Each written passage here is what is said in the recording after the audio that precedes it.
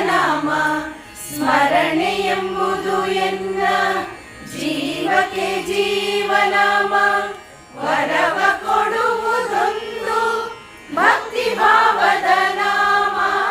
ವರವ ಕೊಡುವುದೊಂದು ಭಕ್ತಿ ಭಾವದ ನಾಮ.